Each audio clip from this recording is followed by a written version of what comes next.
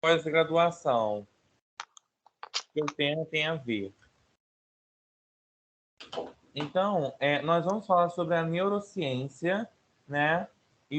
Neurociência na aprendizagem. E para a gente chegar na neurociência da aprendizagem, a gente vai falar um pouquinho sobre desenvolvimento perceptivo e cognitivo, né?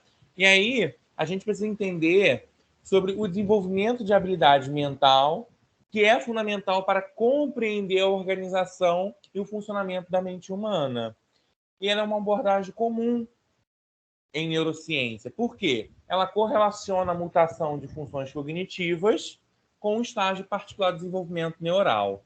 E aí, nós vamos assistir agora um vídeo. Vou botar aqui. E esse vídeo vai explicar para a gente um pouquinho de como é. Vou abrir duas abas aqui. Ctrl V. Vamos lá. Ele é um vídeo bem curto.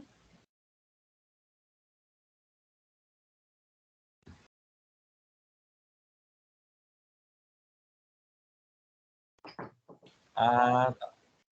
Vamos lá. Deixa eu compartilhar aqui a tela.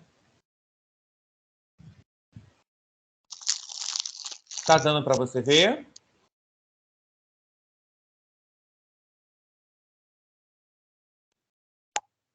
Tá sim.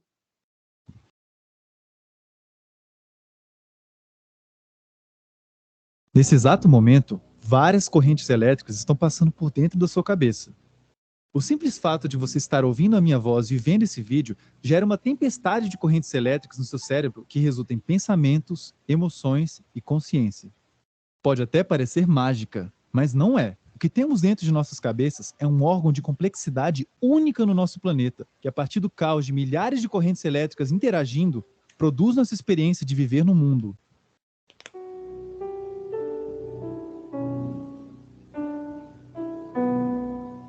O que normalmente chamamos de cérebro, na verdade tem o nome de encéfalo.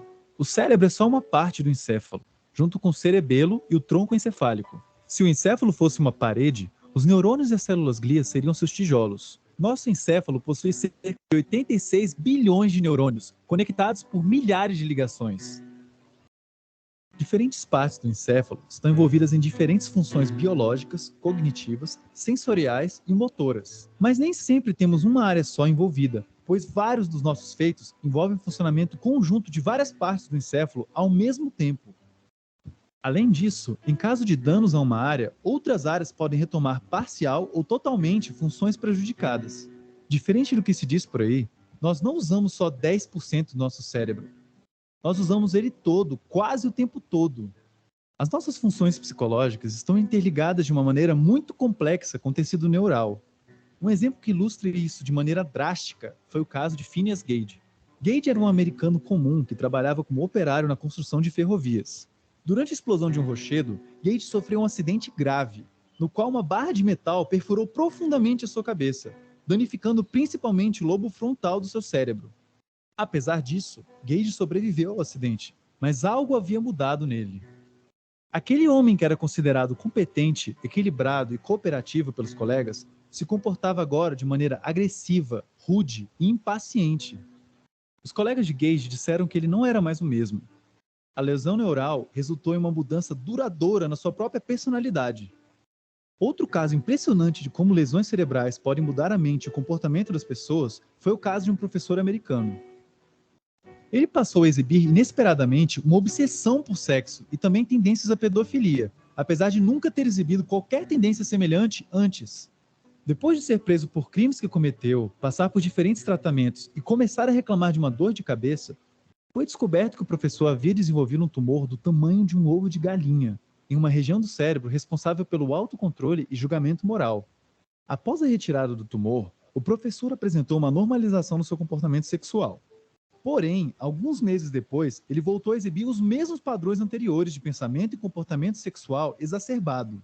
E adivinhem só, lá estava outro tumor na mesma região cerebral. Após a nova retirada do tumor, o comportamento do professor se normalizou. Ainda mais chocante do que pensar que existem diversas correntes elétricas percorrendo seu encéfalo o tempo todo, mesmo enquanto você está dormindo, é pensar que mudanças na estrutura do encéfalo podem mudar radicalmente aquilo que normalmente consideramos parte das nossas essências, como nossa personalidade e condutas morais. Esse é o seu cérebro. Curta e compartilhe o nosso vídeo.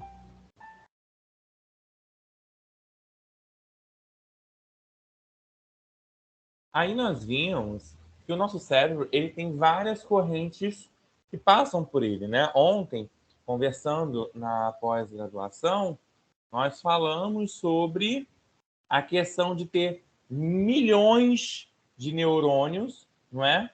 Que precisam ser estimulados, né? No sistema nervoso. E aí a gente tem um autor chamado Gazinga, Irvi e Magnum. E eles dizem que existem diferenças entre as capacidades dos recém-nascidos e dos adultos. E essas diferenças são muito visíveis. Por quê? Os recém-nascidos não caminham, não seguram objeto, não falam, nem compreendem quando falamos com eles, né? A gente brinca, gugu dadá, lá lá lá, lá, lililu, e a criança ela não tem esse estímulo. Ela não tem esse retorno, né? Então, quando eu falo com você, eu falo, oi, tudo bem? Você me responde, oi, tudo bem. Então, essa diferença pode elas podem ser elucidadas, né? De duas maneiras. Os recém-nascidos podem ter todas as capacidades dos adultos, mas eles ainda não obtiveram experiência, na qual eu acredito, né? O recém-nascido ele tem toda a capacidade do que um ser humano adulto. Só que eles não passaram por uma experiência. E aí eu lembro do filme Divertidamente, né? A tristeza ela chega. Por quê? Porque a criança ela começa a chorar. A felicidade ela chega primeiro. Por quê? Porque a criança ela já tem os seus primeiros estímulos de felicidade. Ela tem o nojinho chega por quê? Porque ela não gosta de brócolis.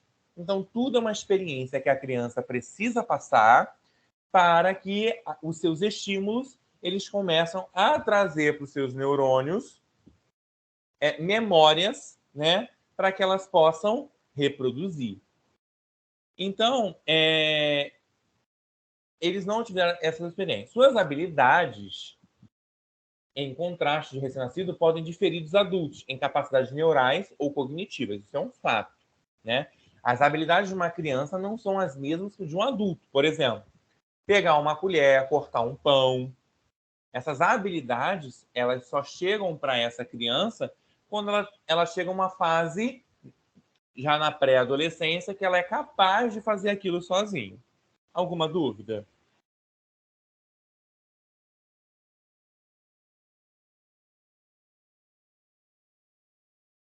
A primeira hipótese, ela vai colocar o recém-nascido como possuidor de um circuito neural completamente formado. E aí vai ter uma espera das aferências e os sinais do ambiente para que o desenvolvimento ocorra. E aí a gente vai lá em Valon, quando ele diz que o meio ele influencia. Bom, quando a criança ela é estimulada desde cedo, quando o seu núcleo familiar é um núcleo familiar de estímulo, essa criança ela vai ter um circuito neural completamente formado mais cedo, né? Por quê? A esfera de aferência e dos sinais do ambiente na qual ela é desenvolvida é levado mais cedo. Quando essa criança ela está em um núcleo familiar onde a família não tem um estímulo, a família não trabalha o estímulo da criança, essa aferência e o sinal do ambiente, do desenvolvimento, ela vai ocorrer um pouquinho mais devagar. A última, né, propõe que o recém-nascido ainda não possui estruturas neurais e cognitivas para agir como um adulto e que esse desenvolvimento abarca mudanças radicais e qualitativas. Essa visão tem sido amplamente aceita pelas teorias do desenvolvimento, com base em evidências tanto neurais quanto psicológicas, tá bom?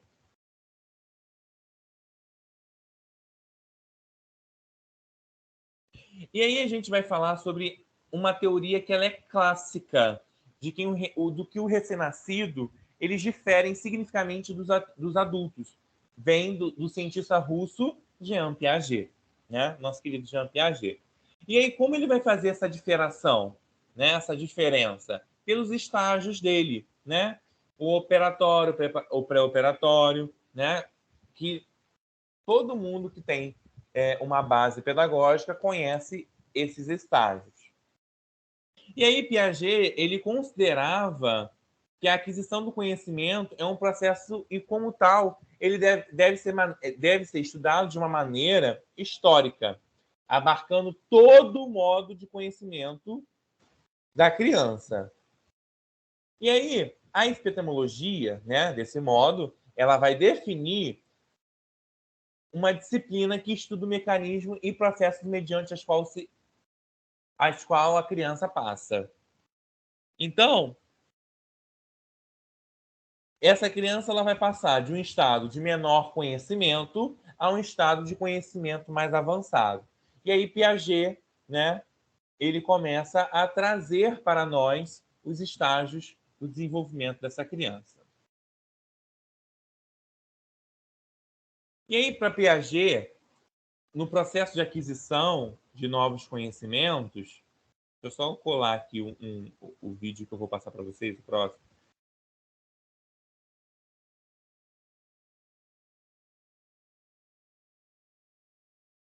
Ele vai dizer que o sujeito é um organismo ativo que seleciona as informações que chegam ao mundo exterior. E aí, a criança ela filtra e isso dá sentido. Conhecer suas percepções é atuar diante de realidade, modificando por meio de ações. Nesse sentido, a criança atua não significativamente e essencialmente para realizar movimentos e ações externas. Nesse caso, a criança, bebê, pequena, ela precisa manipular a realidade que envolve para entendê-la. Então, precisa-se entrar no mundo dessa criança para que ela possa entender e manipular esse entendimento. Na maioria das ocasiões, essa atividade é interna, mental, ainda que não possa ser baseada em objetos físicos. Ao contar, ao comparar, ao classificar, embora haja imobilidade do sujeito, ele está ativo mentalmente. Então, a mente dessa criança sempre está em funcionamento. E aí, quando falamos nas fases de Piaget, eu gosto muito de colocar esse vídeo para a criança ter essa... para que vocês possam ter um desenvolvimento legal sobre as fases de Piaget.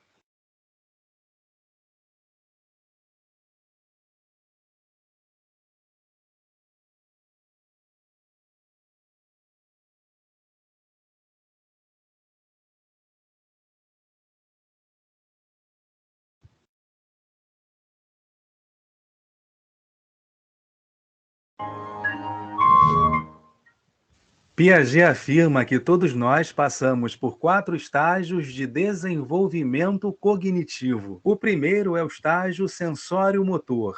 O segundo é o estágio pré-operacional. O terceiro é o estágio operacional concreto. E o quarto é o operacional formal. Somente após passarmos por todos esses estágios, em que a idade pode variar, somos capazes de alcançar a inteligência humana completa. Estágio sensório-motor de 0 a 2 anos de idade. No estágio sensório-motor, desenvolvemos, através de experiência e movimentos, nossos 5 sentidos. Nosso cérebro quer ver, ouvir, cheirar, saborear e tocar o máximo possível. Primeiro, começamos com reflexos simples e logo depois desenvolvemos nossos primeiros hábitos. A partir de 4 meses de idade, nos tornamos conscientes de coisas além do nosso próprio corpo. Então, à medida que envelhecemos, aprendemos a fazer as coisas intencionalmente. Um marco fundamental no desenvolvimento da memória de trabalho, ou nos termos de Piaget, percepção da permanência do objeto. Ou seja, passamos a perceber que os objetos físicos continuam existindo, mesmo quando estão fora de nossas vistas. Antes disso, nossa mãe pode fazer aparecer e depois esconder um ursinho. E nós pensamos que o ursinho não existe mais. Depois de dominarmos a permanência do objeto,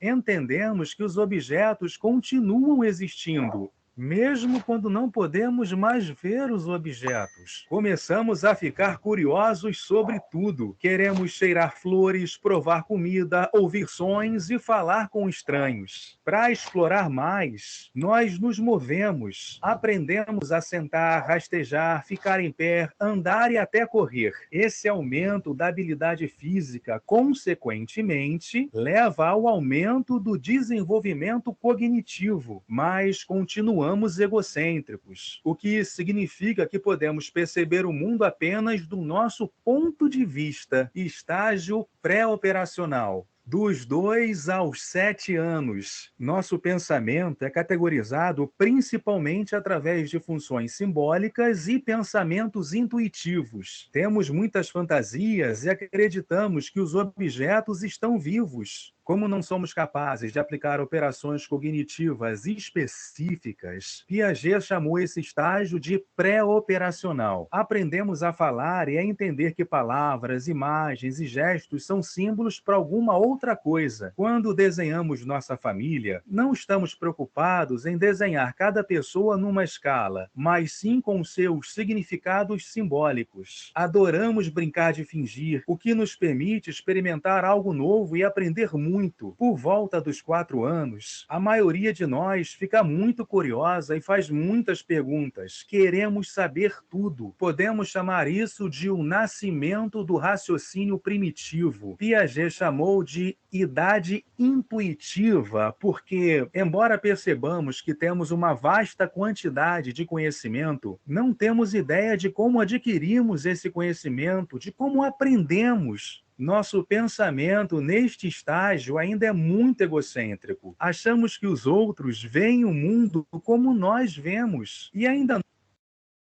Karen, tá dando para assistir o vídeo? Tá sim. Ah, tá, porque aqui não aparece para mim. não entendemos que os outros veem o mundo de uma forma diferente.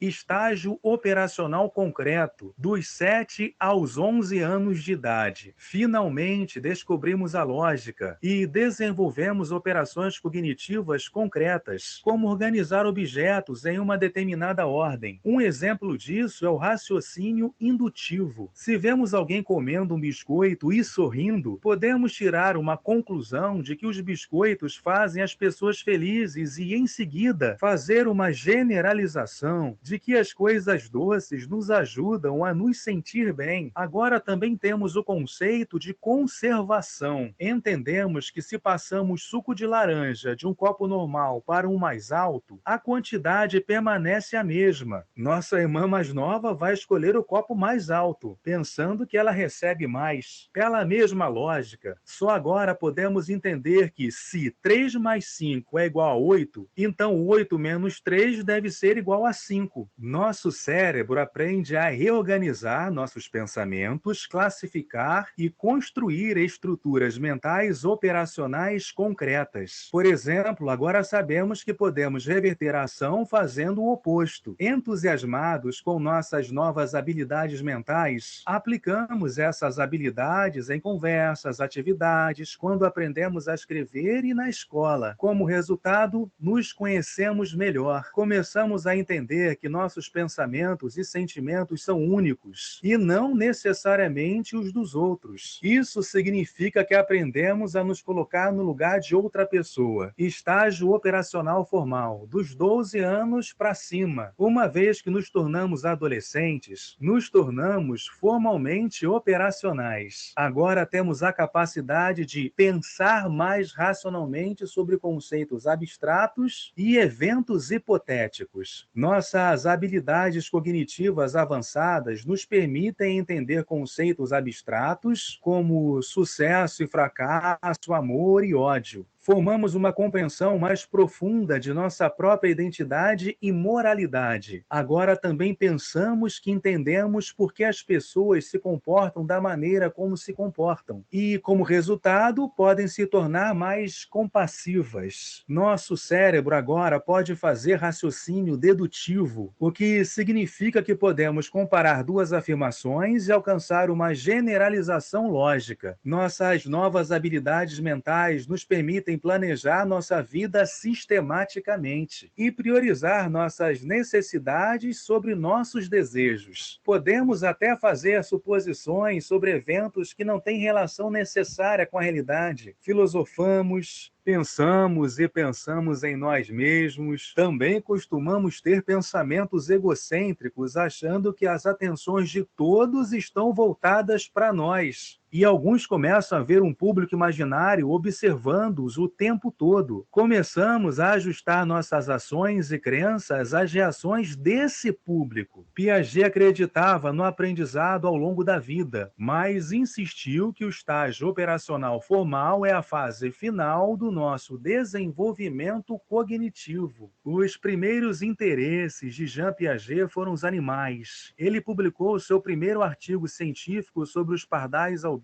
em 1907, quando tinha apenas 11 anos. Em 1920, ele começou a trabalhar com testes de inteligência padronizados. Ele percebeu que as crianças mais jovens cometem consistentemente tipos de erros que as crianças mais velhas não cometem. Ele concluiu que eles devem pensar diferente e passou o resto de sua vida estudando o desenvolvimento intelectual das crianças.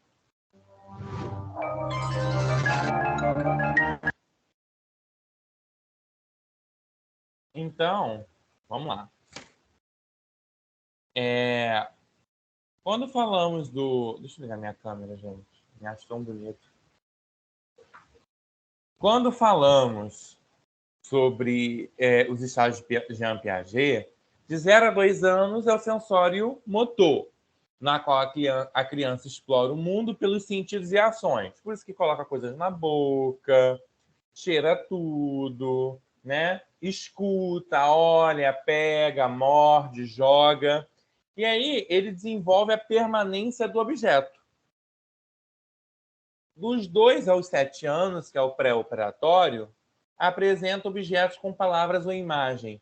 Ele usa o raciocínio intuitivo, né? E aí é uma criança mais egocêntrica, é uma criança que acha que tudo é dela, que ela pode tudo, que ela quer tudo, mãe, eu quero isso, mãe, eu quero aquilo, né? O operatório concreto, né? Ele conserva e reverte seus pensamentos e classificam os objetos, pensam logicamente, eles conseguem pensar algo mais lógico, eles entendem, né? Eles desenvolvem uma conservação, às vezes as palavras fogem da minha mente. Eles desenvolvem uma conservação maior, né? São mais tímidas, começam a entrar na pré-adolescência. Dos 12 anos para cima, é o operatório formal. Ele começa a utilizar mais pensamentos abstratos para para situações hipotéticas, considera possibilidades lógicas, ele desenvolve o lógico abstrato, o raciocínio moral, aí ele já começa a desenvolver a sua crítica moral, o que ele quer, o que ele não quer. Já é uma fase onde os pais falam que é uma rebeldia, tudo para eles é não, né? É uma fase onde a criança ela já tem mais um conhecimento, principalmente na área da sexualidade, né? Então, a neurociência, ela traz esse tipo de aprendizagem para nós, para podermos estudar os nossos alunos desde os 0 anos até a sua fase da adolescência. Isso é muito importante, né? Porque aí Piaget ele acredita, na verdade, né, que a criança ela tem que passar por esses 4 estágios. E aí, na aula da pós-graduação, eu comentei com os alunos o seguinte: não necessariamente todas as crianças vão passar por esses estágios. Talvez vão passar cedo demais, talvez vão passar tarde demais, né? Mas eles vão passar, mas não necessariamente nessa faixa etária de idade. E ele já acredita não, que independente da idade, cultura, onde vive, a criança tem que passar por essa fase. Já gera muito pé no chão, né? Nenhum desses estágios eles podem ser omitidos, verdade. Uma vez que as habilidades adquiridas em estágios anteriores são essenciais para os estágios seguintes, como se fosse um videogame. Eu preciso passar por esse estágio para conseguir entrar em outro. E aí o estágio sensório-motor traz para a gente aonde a criança ele explora o mundo e desenvolve muito mais os esquemas, principalmente no meio de sentidos e das atividades motoras. Por isso que é importante brinquedos pequenos não ficarem perto dessas crianças, porque eles querem colocar tudo na boca. Tudo para eles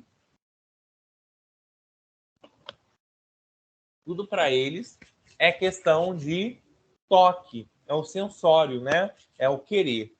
É um conceito adquirido durante esse estágio, e é o de permanência do objeto, a habilidade de saber que o objeto não deixa de existir, simplesmente porque saiu do nosso campo de visão. E é muito engraçado, né, gente? Quando a gente pega uma coisa, né? A gente pega um cartão, por exemplo, pega uma criança e faz assim, fala que sumiu, a criança praticamente acredita que aquilo sumiu, né? É um estágio muito engraçado. Aos 4 meses, a criança que brinca com um objeto que será depois escondido age como se ele jamais tivesse existido. Meu Deus, cadê? Tem aquela brincadeira, né? Onde está o bebê? Olha ele aqui. E a criança ri, a criança traz felicidade, porque ele realmente achou que aquilo não tinha existido. E é muito legal trabalharmos com esse tipo de brincadeira com a criança para trazer para ela a realidade, né? Que aquilo realmente existe. Ela tem a consciência de que o objeto continua existindo, mesmo quando não está visível. É muito legal. O sucesso em tarefas como essa marca o fim do estágio da inteligência sensório-motora, pois é o resultado de uma habilidade recém-desenvolvida para representar objetos e atos que não estão mais em seu campo de visão. Assim, a criança exibe a permanência de objetos quando não tem mais dificuldade de conscientizar a presença de um objeto fora do campo de visão. Então, quando a gente brinca e a criança fica te olhando, tipo assim, cara, eu sei que o objeto está aí. Então, a gente começa a perceber que ele já está finalizando esse estágio de sensório motor e já está indo para o estágio pré-operatório.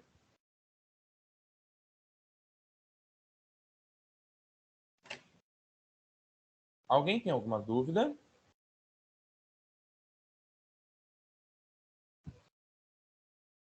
Alguma dúvida, alguém?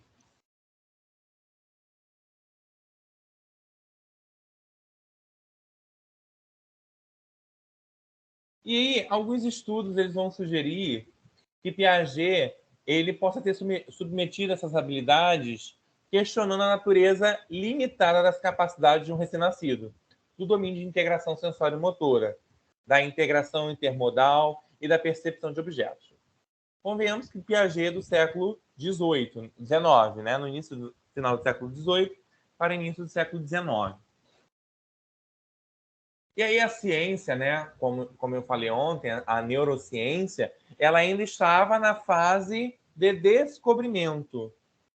Então, ele traz para si aquilo como se fosse uma verdade, né? Nós sabemos que, com o passar do tempo, essas verdades elas vão sendo desmistificadas. Crianças recém-nascidas, quando dado suporte de cabeça é adequado, podem buscar localizar visualmente a origem de sons emitidos no ambiente. Isso sugere uma habilidade bem desenvolvida de integração intermodal, visual e auditiva. Tá? Então, as pessoas que são contra os métodos de Piaget, eles vão argumentar que o recém-nascido tem, de alguma forma, a integração de experiências sensoriais por meio das modalidades da visão, audição e por tato. Então, quando fazemos atividades com as crianças, dando suporte de cabeça, né, como som, habilidades de barulho, do sensório, do tato, eles vão dizer que a criança ela é perceptível a isso, independente da fase que ela esteja. Ela vai ser perceptível. Então, tem essas contras, né, Piaget. E aí, Bailey-John, ele vai demonstrar que crianças pequenas de alguns meses normalmente vão perceber objetos parcialmente escondidos. Piaget já fala, não, olha, naquela fase ali, a criança, se você esconder essa garrafa, ele vai achar que aquela garrafa já não existe mais. Quando ele perceber, ele já está pronto para outra fase. Não. Outros autores vão mostrar para nós que tem crianças que, independente dos meses ou de anos que ela tem, elas vão perceber que aquele objeto ainda está ali. Ele só está rindo porque você deve ser um idiota, né? Às vezes eu brinco com alguma criança, né? Cada bebê, olha que ele começa a rir, eu fico pensando assim, gente, essa criança está assim, cara, que homem doido. Eu sei que ele está aqui, ele só escondeu a cabeça, o corpo está ali. Então, esses autores, eles vão contra a essa ideia de Piaget, tá?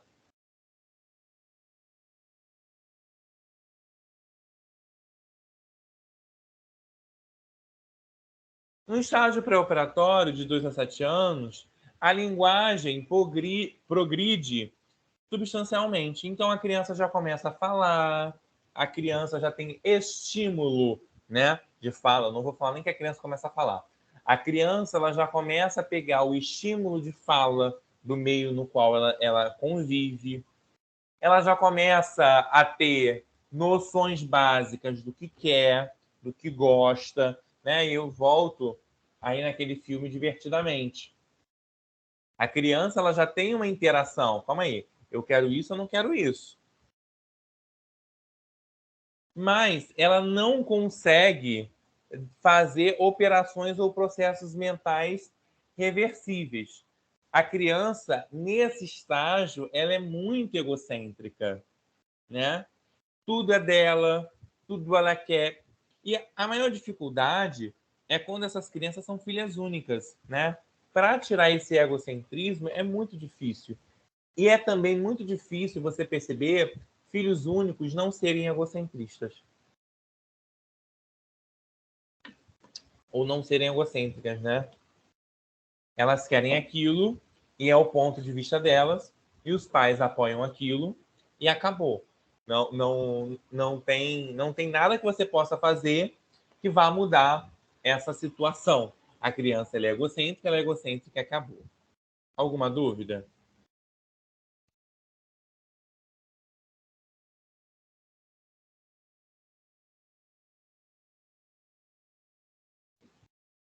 E aí a gente está no estágio de operações concretas, né, que é dos 7 aos 11. E aí a criança ela já tem uma organização melhor da mente, ela já começa a organizar os seus pensamentos, ela começa a ter opiniões, os porquês, o porquê eu quero, mas por que eu não posso, porque eu tenho que ter, porque eu vou.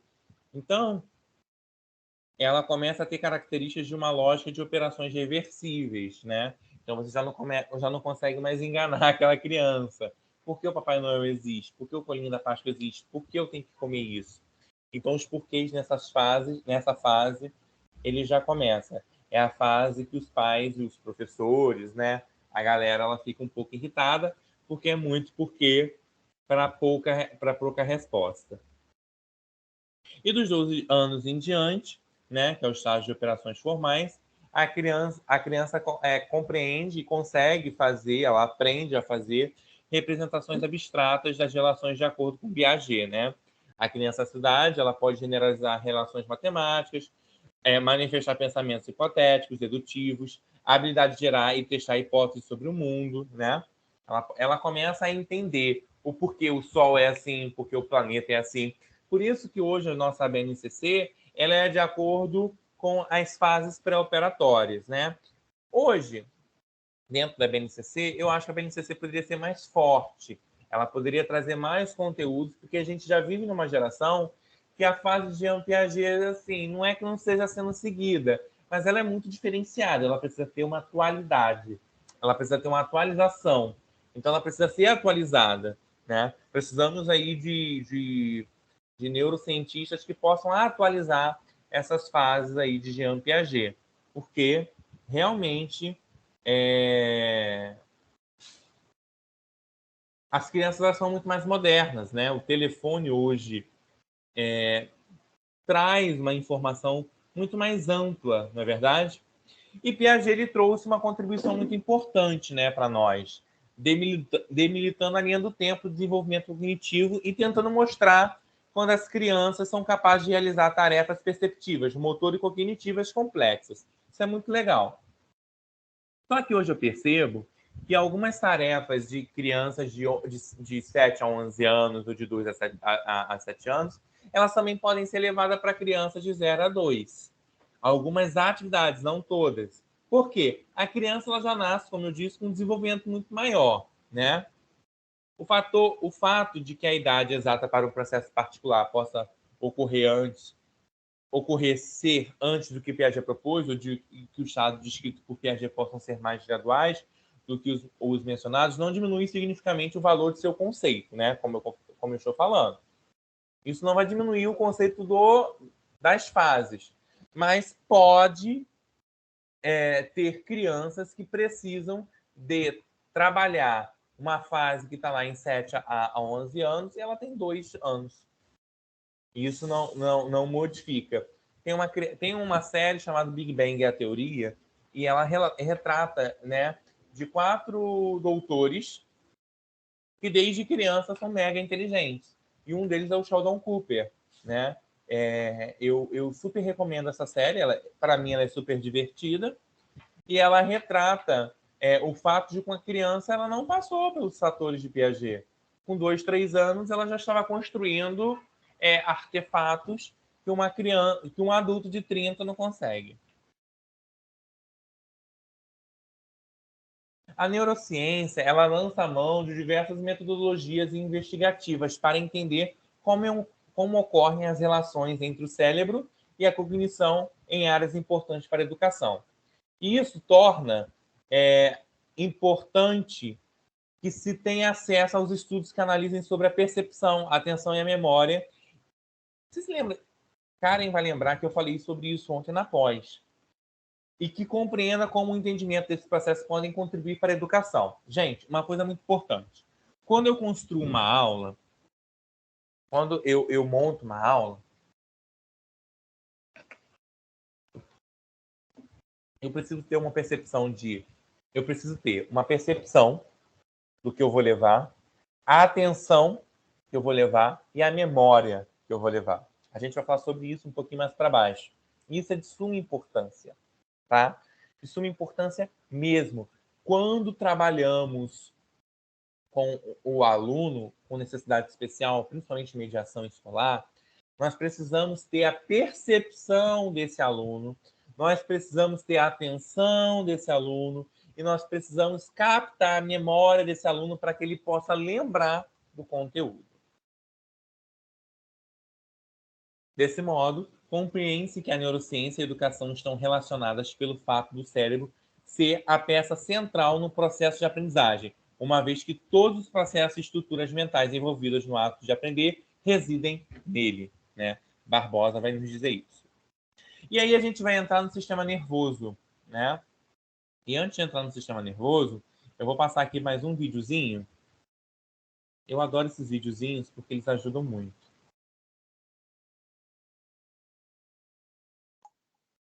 Alguém tem alguma dúvida, gente? Está tendo alguma dúvida? Alexandre, me ouvindo? Sim, tô. Tá, eu quero comentar sobre a série que você falou. Eu acompanho a série desde o início, há muito tempo atrás, e realmente ela é magnífica nessa questão do conhecimento, se a gente observar, né, o desenvolvimento. E agora eu tô vendo a série que foi feita só do Sheldon. Depois, não sei se você já assistiu, mas depois você assiste só. E fala nitidamente, mostra nitidamente as fases que ele pulou, algumas fases que ele foi descobrindo, por exemplo, a puberdade, que foi algo muito diferente para ele, por ele ser, né, uma criança superdotada. Então, é uma série também muito boa para, assim, a gente estar analisando, e eu super recomendo também. É uma série que foi feita só do Sheldon. É muito interessante. Então, eu particularmente já vi Big Bang 3 vezes, né? Tô revendo agora. Ontem eu acabei. E aí, ontem eu acabei. Eu dei aula para vocês, né? Aí eu fui comer, eu falei, vou ver Big Bang. Eu falei assim, e já acabei. Eu falei, vou rever de novo. Porque é uma série, particularmente, que eu gosto muito. E é uma série que me faz estudar bastante. Essa só do Sheldon eu ainda não vi, eu quero ver. Eu até vou ver aqui se no aplicativo tem. Porque realmente mostra que ele pulou várias fases. E tem mais outras crianças que acontecem isso. Não é que a fase de Piaget ela esteja errada, não. De 100%, 80% das crianças vão seguir ela. 20% não. Então a gente precisa entender isso. A gente precisa estudar. Por isso que eu falo.